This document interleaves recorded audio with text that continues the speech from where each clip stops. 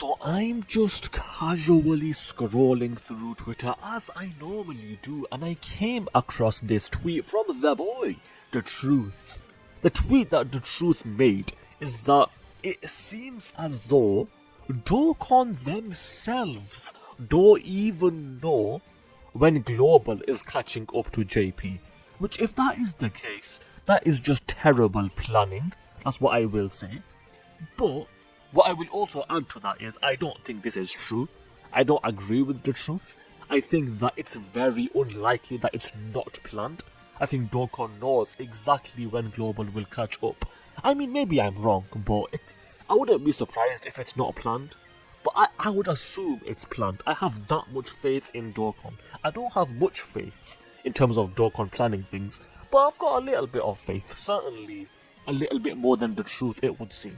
I do think that it is planned when Global will be catching up, but DaTruth does not think it is. But unfortunately, it does seem as though Global will not be celebrating the New Year celebration at the same time with Super Saiyan 3 Goku and Hirudegarn. Me personally, I don't really care. Like, I'm not unhyped about these guys, but I'm not that hyped either. Like, even if it does come to Global at the same time, I would personally probably save, just because, well, number one, I'm not super hyped for these units, number one. I'm not unhyped, but I'm not hyped either. But number two, their banners, I don't see what could be on their banner that would incentivize me to summon. So that's two things. Number one, I'm not that hyped, and number two, I don't, for example, Orange Piccolo will probably be on their banner or something like that, and that would not be enough to make me summon. I'm just saying.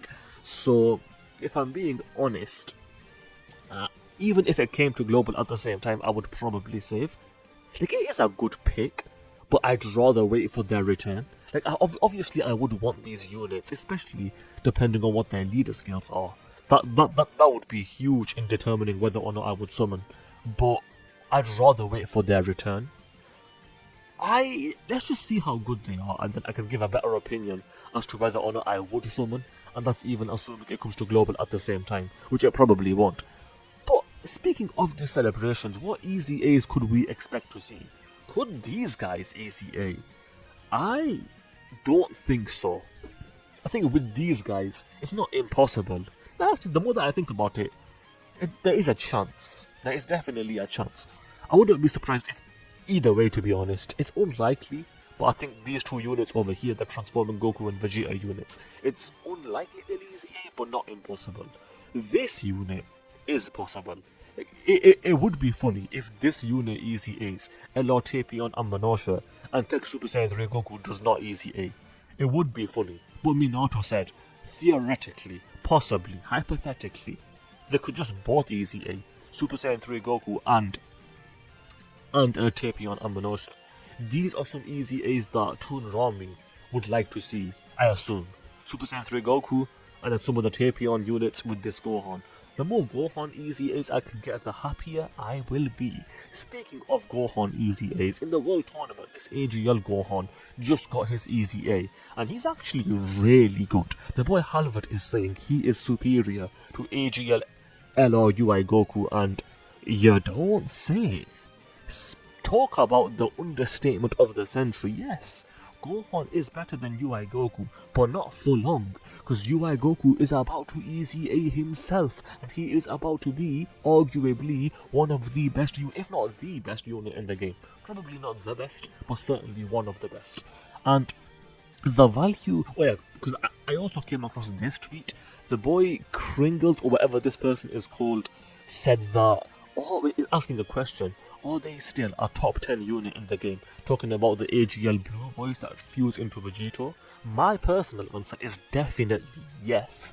And the boy Minato is agreeing with me, basically, saying that because they are really good in slot 1, they are not only still really good, if anything, they are gaining value, because most of the good units that are coming out these days are not good slot 1 units, whereas these guys are, which makes them gain value, and I 100% agree with that.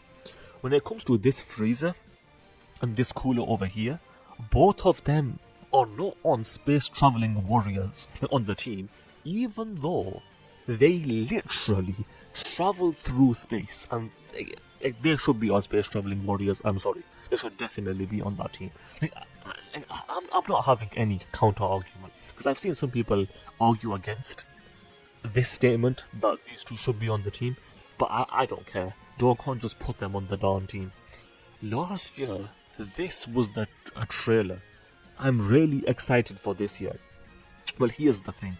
There is nothing Dokkan could have done to be more hype than this, unless we got Beast Gohan, like the real Beast Gohan. There's nothing Dokkan could have done to be more hype than this.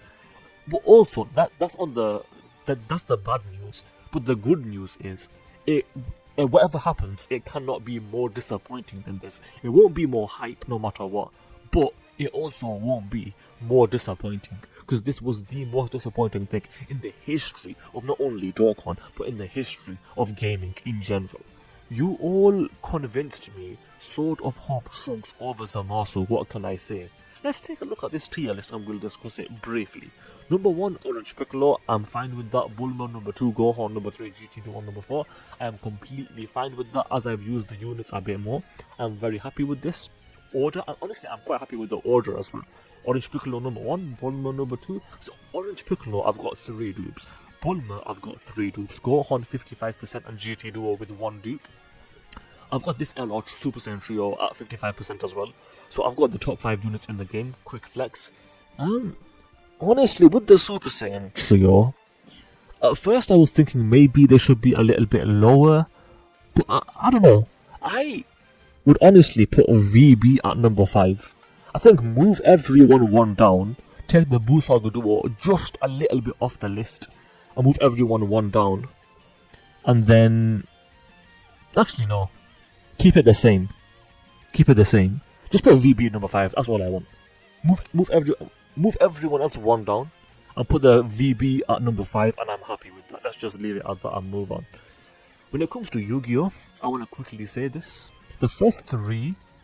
from here to here, so Dark Magician, Neos, and Stardust Dragon, all 3 of them and their respective series are goated series. They will go down in history as some of the best series of all time. Well, they're up there basically, they're really good. But the next 3 are absolute garbage. Why? Because I've not seen them and I don't care.